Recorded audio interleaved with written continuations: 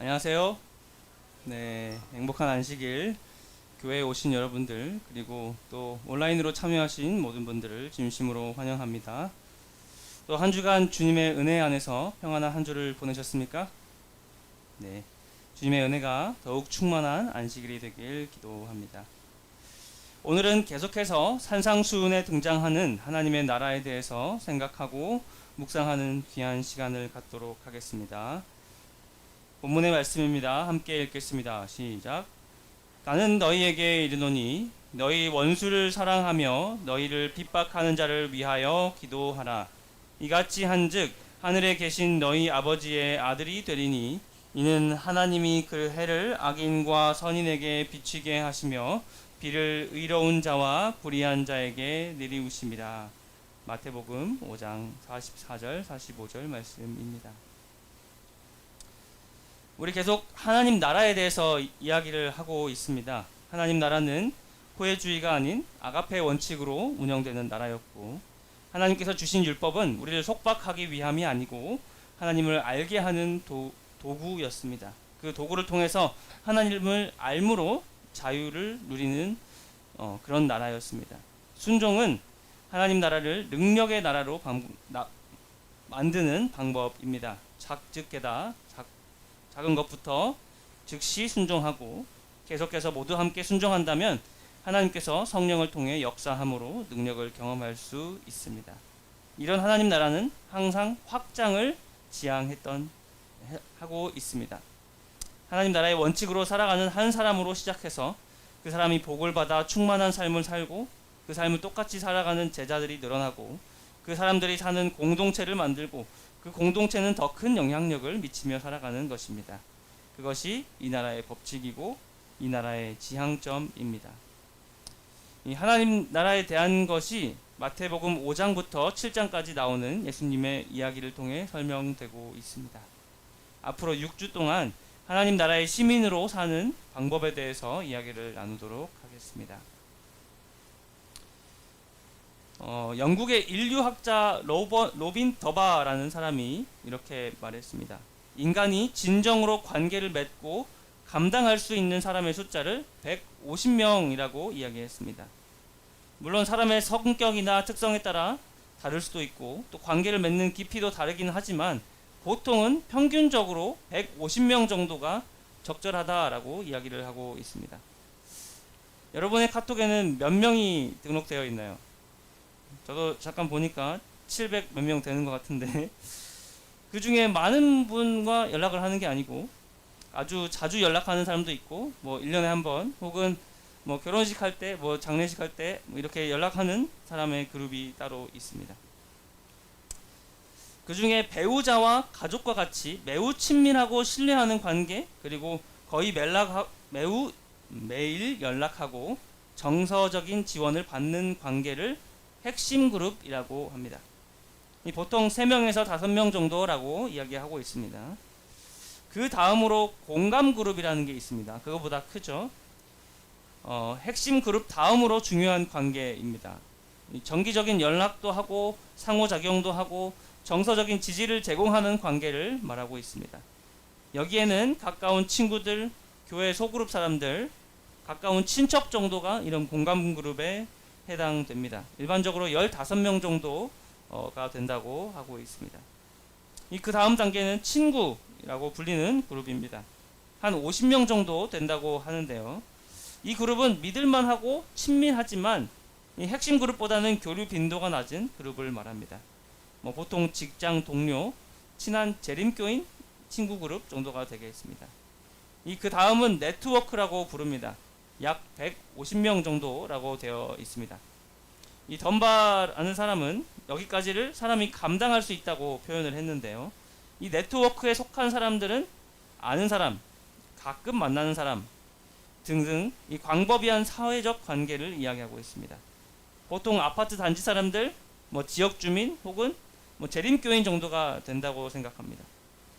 제가 재림교인을 넣은 이유는 우리가 뭔가 가지고 있는 같은 소망이 있으니까 어디 교회를 가도 그래도 가족과 같은 느낌을 느낄 수 있어서 재림교인들도 여기에 속한다라고 생각을 했습니다. 그리고 그 밖의 사람들은 그냥 아는 사람들이라고 표현합니다. 한 500명 이상 정도 되는데요. 얼굴만 알고 뭐 인사 정도는 하지만 친밀한 교류가 있는 건 아니고 그런 사람들을 말합니다. 뭐 지나가다가 마주친 양천 구민 한 명 정도 될 것 같습니다. 여러분들은 어느 그룹까지를 내 사람이라고 생각하면서 관리하고 잘해주고 계십니까? 150명 정도는 여러분들에게 큰 숫자인가요? 적은 숫자인가요? 여러분은 어느 정도의 그룹까지를 사랑하면서 섬기며 살고 계신가요?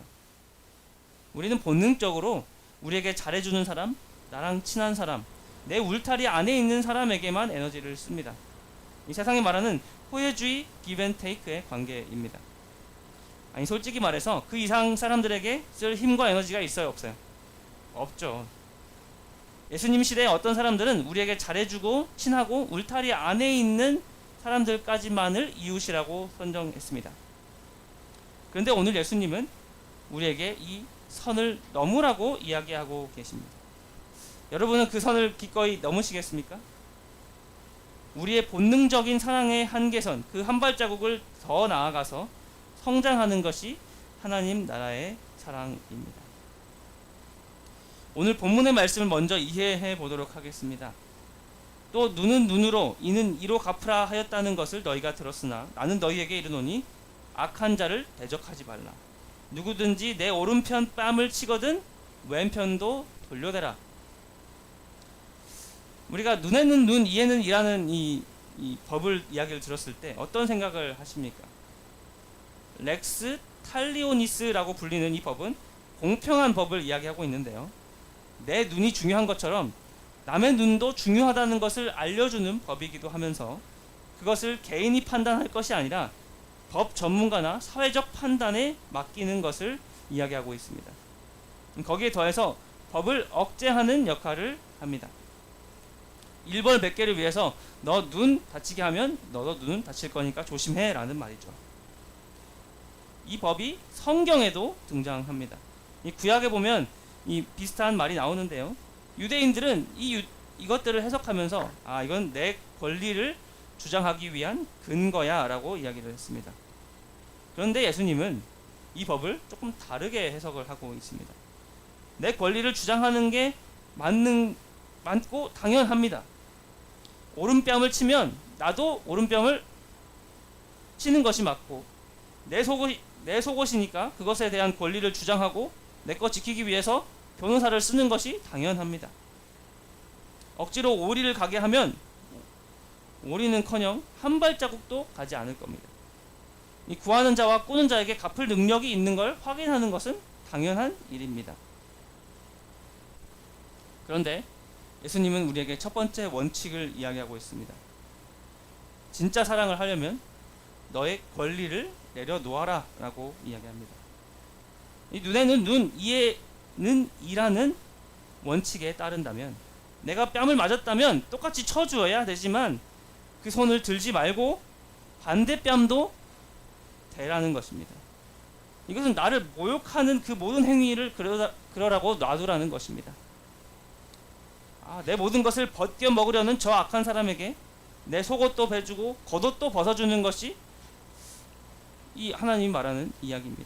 내 소유물에 대한 소유권, 내 권리를 내려놓는 거예요. 이 당시의 속옷은 사람에게 최소한의 것을 의미했습니다.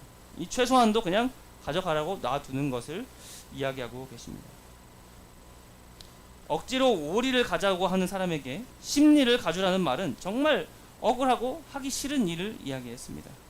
이 로마가 지배하던 시기에는 로마 군병들이 마음대로 너 이 짐을 들고 오리를 가라 라고 하면 그건 아무 말 없이 해줘야 되는 이 법이 있었습니다. 그래서 로마 사람, 유대인들이 로마 사람 얼마나 싫어할까요? 로마 사람들이 말을 듣기도 싫은데 오리는커녕 5발자국도 가기 싫은데 심리를 가주어야 된다고 이야기하고 있습니다.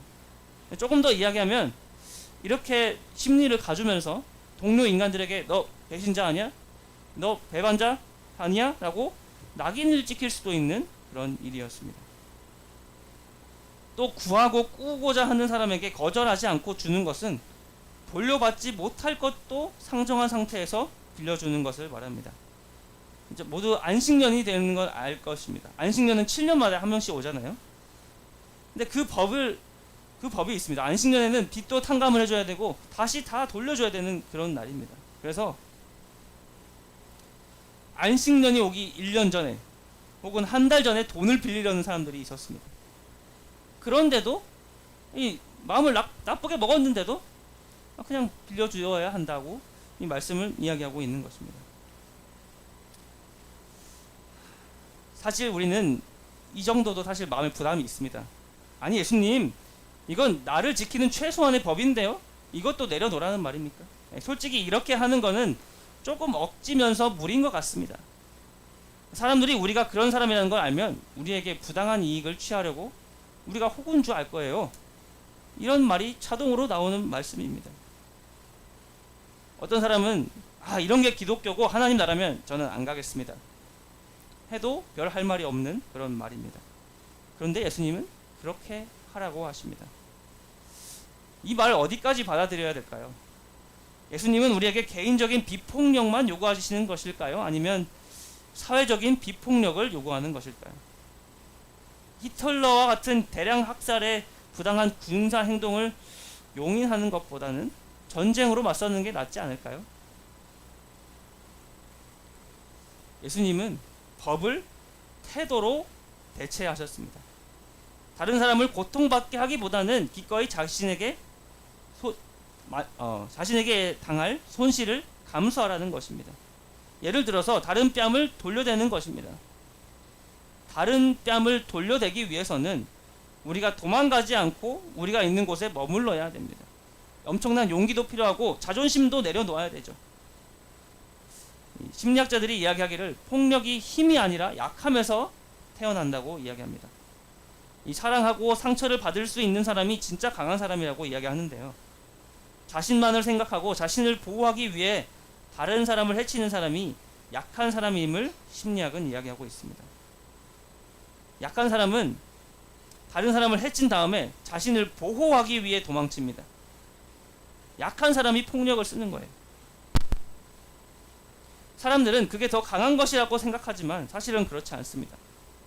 왼뺨을 돌려대는 것은 다른 사람을 해친 다음에 자신을 보호하기 위해 도망하는 이 사람을 사랑하는 거예요.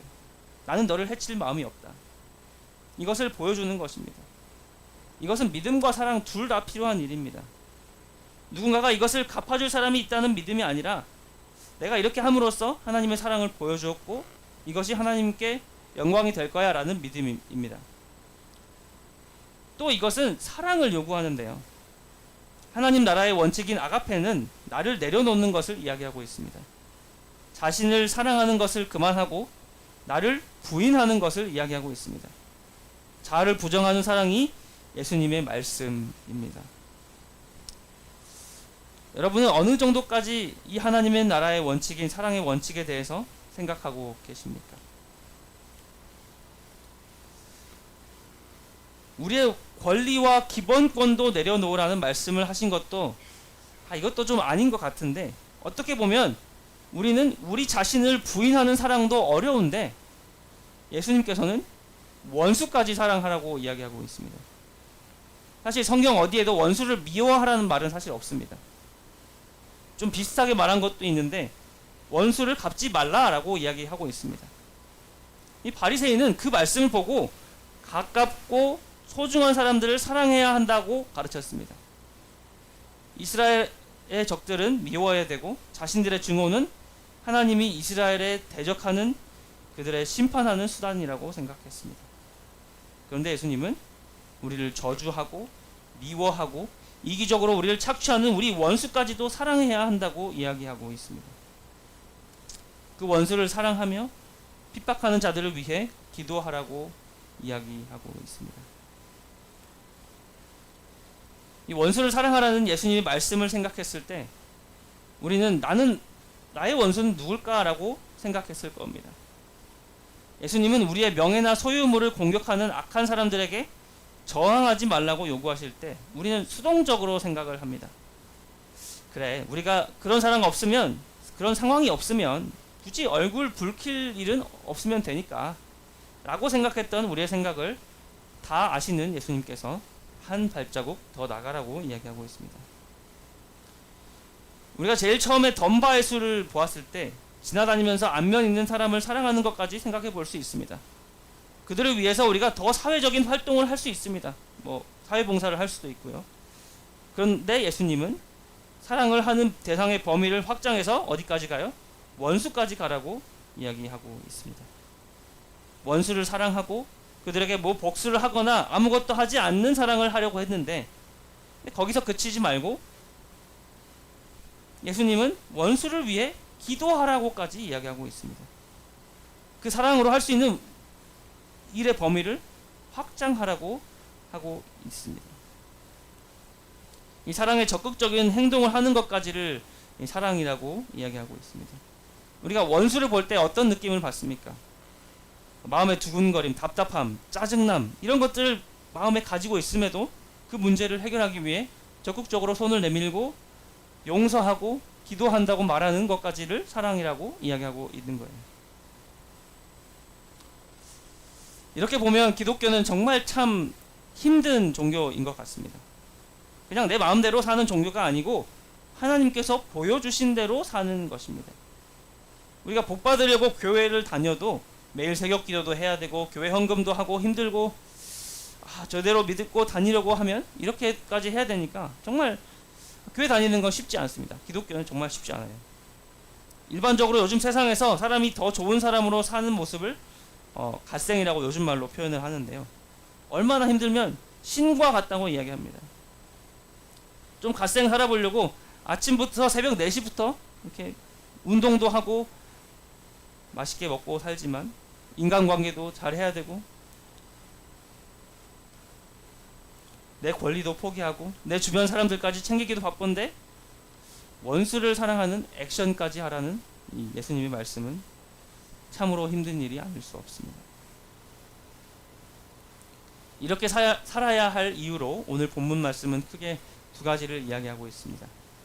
함께 읽겠습니다. 시작. 하늘에 계신 너희 아버지의 아들이 되리니 이는 하나님이 그 해를 악인과 선인에게 비치게 하시며 비를 의로운 자와 불의한 자에게 내리우심이라. 너희가 너희를 사랑하는 자를 사랑하면 무슨 상이 있으리요? 세리도 이같이 아니하느냐? 또 너희가 너희 형제들에게만 무난하면 남보다 더하는 것이 무엇이냐? 이방인들도 이같이 아니하냐? 이걸 두 개를 정리하면 이렇게 정리할 수 있습니다. 첫 번째로 우리가 사랑을 하고 원수를 사랑해야 되는 이유를 하나님의 아들이 되기 위해라고 이야기하고 있습니다. 지난 안식일에 제가 말씀을 했죠. 하나님의 아들이 되는 것은 하나님과 똑같이 사는 것을 이야기합니다. 두 번째로 세상과 구별되기 위해라고 이야기합니다. 우리가 교회 다니면서 일반 사람들과 똑같이 살면 되겠습니까? 라는 말이죠. 이 이유들이 마음에 와 닿으신가요? 김성 집사님. 하나님 아들 돼야 되니까 좀 원수를 좀 사랑해라. 좀 그리스도인 좀 달라야 되니까 이렇게 사랑해라. 별로 말이 마음에 잘 닿지 않으실 것입니다. 이 말은 요즘 세대들에게도 크게 와닿지 않을 것 같아요. 제가 어떤 설문조사에서 요즘 젊은 사람들이 결혼도 안 하고 혹은 자녀를 낳지 않겠다고 선언하는 이유가 무엇인가 했을 때 바로 부모님이 자신에게 해준 것처럼 자녀에게 똑같이 헌신해 줄 수 없을 것 같다라는 말을 하는 것을 본 적이 있습니다. 하나님도 너에게 그렇게 하고 하나님도 그런 사랑을 하시니까 그렇게 해야 된다라는 말이 부담이 되는 거죠. 비슷한 이유로 어려운 것 같습니다. 또 한편으로는 그리스도인이면서 남들보다 못하면 어떻게 하냐는 말도 부담이 됩니다. 남들만큼 이 세상에서 먹고 살고 그 정도로 하고 사는 것도 쉽지 않은데 남들처럼 하는 것도 어려운데 더 하고 한 발짝 더 하라는 말은 당연히 부담이 될 것입니다. 예수님은 우리에게 이렇게 하라고 하시고 우리가 당하는 모습을 보고 꽃이다 라고 뒤에서 쳐다보시기만 하는 분은 아닙니다. 예수님은 우리의 모본이 되십니다. 예수님은 온몸이 찢어질 것 같은 고통을 당하고도 억울한 거짓 증언을 당하고 모욕을 당하고 부당한 일을 당할 때라도 아무 일도 하지 않고 침묵하셨습니다. 예수님께서 이렇게 하신 것을 이사야는 이렇게 이야기하고 있습니다. 그가 찔림은 우리의 허물을 인함이요 그가 상함은 우리의 죄악을 인함이라. 그가 징계를 받음으로 우리가 평화를 누리고 그가 채찍에 맞음으로 우리가 나음을 입었도다. 뛰어넘어서 그러나 실상은 그가 많은 사람의 죄를 지며 범죄자를 위하여 기도하였느니라 하시니. 원래 죄가 없으신 하나님은 죄와 함께 할 수 없습니다. 죄는 우리를 하나님과 원수가 되게 합니다. 하나님의 아들, 하나님 그 자체이신 예수님께서도 우리와 원수가 되기 때문에 함께 할 수 없으십니다. 그런데 예수님은 우리를 위해 찔리고 채찍을 맞았습니다. 그리고 아무런 말도 하지 않으셨습니다. 왜 그러셨을까요? 왜 원수의 죄를 지고 원수를 위하여 고난당하고 아프고 심지어 기도까지 하셨을까요? 이유는 단 하나밖에 없습니다. 요한복음 3장 16절 다 아시죠? 하나님이 세상을 이처럼 사랑하사 독생자를 주셨으니 이는 저를 믿는 자마다 멸망치 않고 영생을 얻게 하려 하심이니라. 예수님께서 굳이 원수를 위해 기도하고 굳이 원수를 위해 원수를 사랑하고 그들과 같이 되신 이유는 이 원수된 사람들을 사랑하시고 함께하기 위함입니다. 그 사랑만이 이 모든 것을 설명하게 됩니다. 사랑으로 세상을 이기신 예수님은 그 모본으로 우리에게 이야기하고 계신 겁니다. 내가 너희를 죽도록 사랑하고 내 권리, 내 소유, 내 삶, 내가 주장할 그 모든 것을 주어 사랑한 것처럼 너희도 서로 사랑하라 라고 명하셨습니다. 그래서 그렇게 하면서 보여주셨습니다. 그래서 우리가 예수님의 사랑을 따라 하려고 합니다. 그것이 하나님 나라의 원칙, 아가페 원칙입니다. 요한복음 13장 34절 이렇게 기록합니다. 다 같이 읽겠습니다. 시작. 새 계명을 너희에게 주노니 서로 사랑하라. 내가 너희를 사랑한 것 같이 너희도 서로 사랑하라. 성경은 이렇게 이야기합니다. 로마서 12장 17절 18절입니다. 바울은 로마에 있는 성도들에게 편지를 보내면서 예수님의 가르침과 같은 원칙을 또 이야기하고 있습니다. 다 같이 읽겠습니다. 시작. 아무에게도 악으로 악을 갚지 말고 모든 사람 앞에서 선한 일을 도모하라. 할 수 있거든 너희로서는 모든 사람으로 더불어 평화하라. 악을 이길 방법에 대해서 이야기하고 있습니다. 악에게 악으로 갚는 것이 악을 이기는 방법은 아니다 라고 이야기하고 있습니다.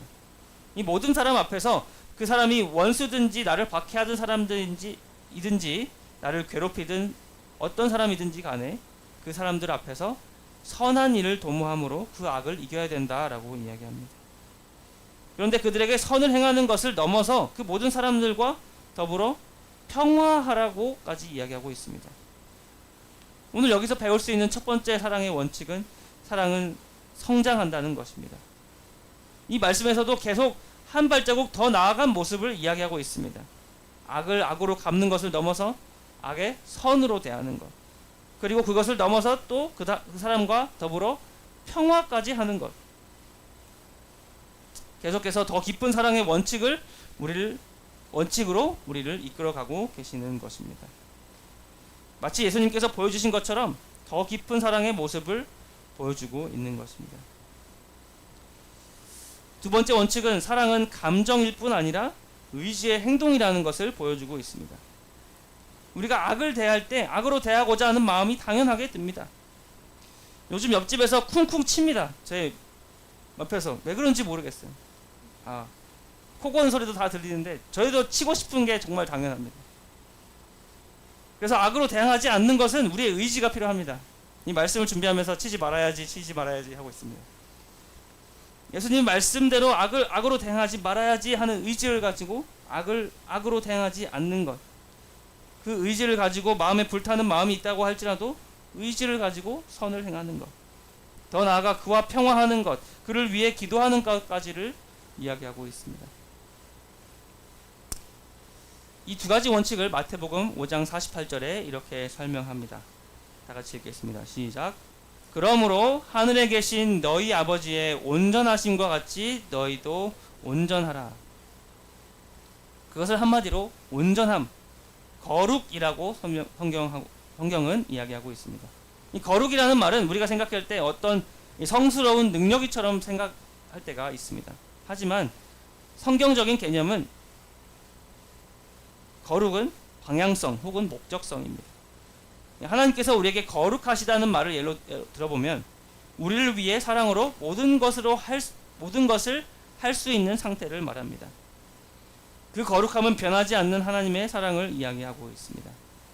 그 거룩함은 죽을 사람을 위해 모든 것을 할 수 있는 분임을 이야기하고, 거룩함은 모든 것을 할 수 있는 사랑의 크기를 이야기하고 있습니다. 그러니까 온전하라는 말은 하나님께서 하시는 사랑의 모습처럼 우리가 그 단계까지, 그렇게까지 성장하도록 하라는 말씀입니다. 하나님의 사랑이 그 범위와 대상, 그리고 그 사랑의 깊이가 온전히 완벽하고 충만한 것처럼 우리의 사랑도 그 사랑의 범위를, 그리고 대상을, 그 사랑의 깊이를, 그 사랑으로 할 수 있는 것들이 더 많아지게 되는 것까지를 이야기하고 있는 것입니다. 바울은 다른 말로 이렇게 표현하고 있습니다. 우리가 다 하나님의 아들을 믿는 것과 아는 일에 하나가 되어 온전한 사람을 이루어 그리스도의 장성한 분량이 충만한 데까지 이르리니. 우리가 하나님 아들 예수 그리스도를 믿는 것과 아는 일에 하나가 되면 우리가 온전한 사람이 된다라고 이야기하고 있습니다. 머리에서 가슴이 가장 멀다고 이야기하죠. 하나님이 우리를 사랑한다는 말을 우리가 교회에서 많이 들었지만 그것을 알고 믿는 것은 다음 일입니다.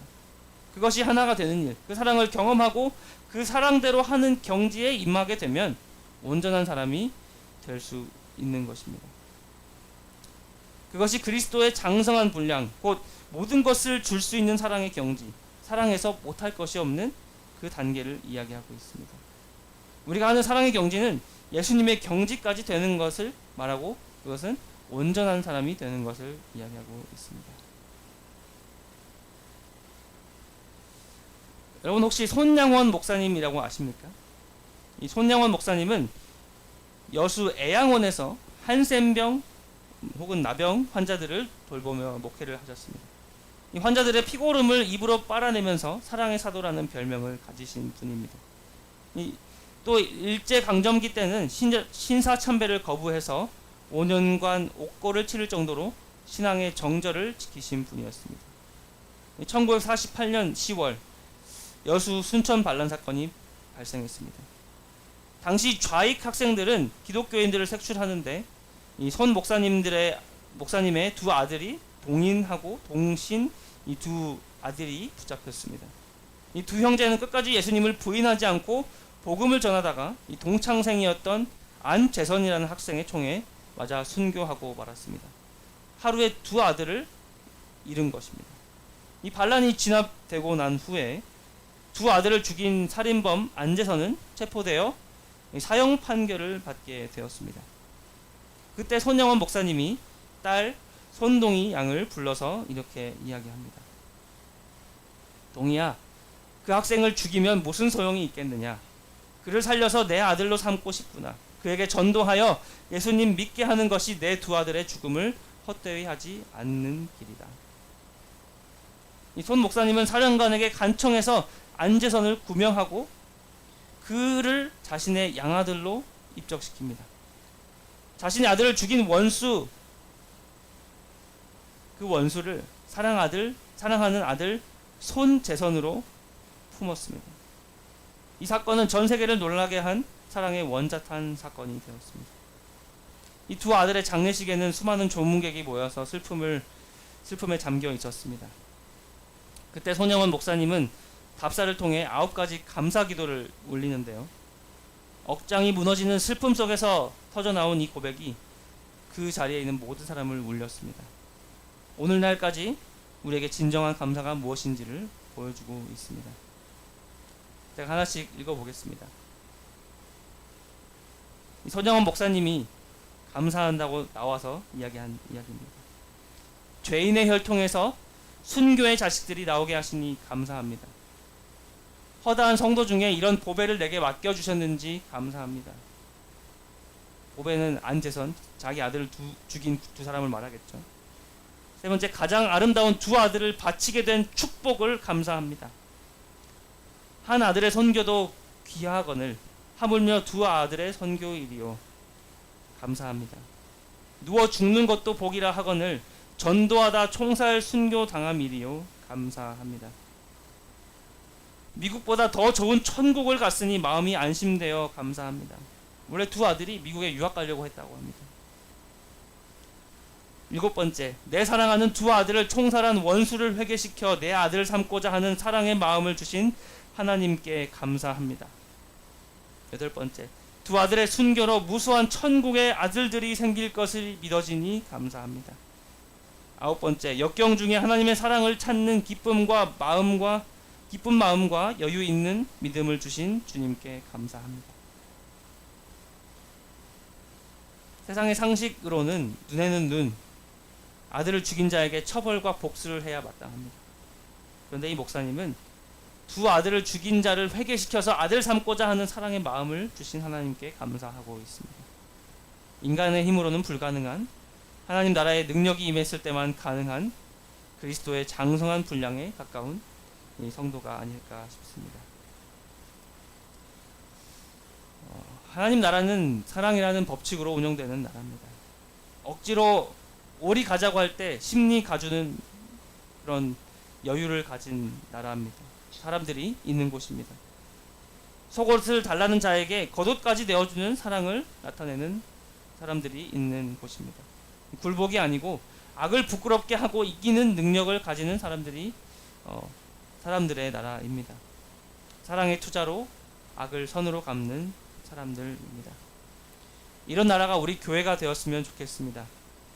그것을 위해 우리 삶에 무엇을 하면 좋을까요? 첫 번째로는 호혜주의 멈추기입니다.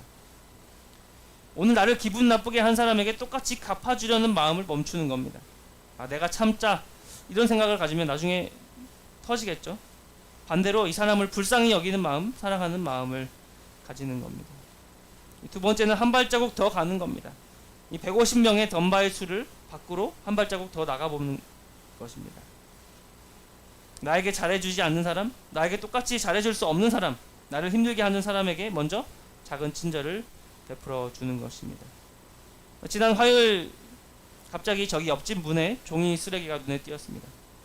그래서 쓰레기를 버리러 가면서 한 번 더 그것을 가더라도 그 사람들의 쓰레기를 갖다 버렸습니다. 이 사랑의 깊이와 넓이를 확장하는 선택을 해본 것입니다. 조금만 더, 한 발자국만 더 가게 되면 그런 사랑의 일을 할 수 있게 되는 것 같습니다. 세 번째로 기도하는 것입니다. 내 힘으로 원수를 사랑할 수 있습니까? 없죠. 원수를 사랑하는 가장 첫 번째 방법은 기도하는 것입니다. 우리가 원수를 위해서 기도할 때 우리는 그들을 사랑하기가 더 쉽다는 것을 알게 됩니다. 왜냐하면 우리가 기도하면 우리의 태도에서 독이 제거가 됩니다. 나쁜 마음이 들 때 하나님께 먼저 이야기하고 이 마음이 사라질 수 있도록 기도하는 것입니다. 우리의 태도가 선이 될 수 있도록 기도하는 저와 여러분이 되길 기도합니다. 나한테 기분 나쁜 말 했다고 똑같이 갚아주지 않는 것, 잘 모르는 이웃에게 작은 칠절 베푸는 것, 나를 힘들게 한 사람을 위해 잠시 기도하는 것, 이를 통해 이번 한 주 동안 여러분의 삶 속에서 하나님의 나라가 임하게 되길 간절히 기도합니다. 하나님 나라는 사랑의 법칙으로 운영되는 나라입니다. 그 사랑의 원칙은 우리가 생각하는 것보다 더 깊고 더 넓습니다. 그 모본을 보여주시는 분이 예수님이시고 예수님의 모본을 따라 그분의 온전한 사랑의 분량까지 배워나가게 되는 저와 여러분이 되길 바라면서 말씀을 마치겠습니다.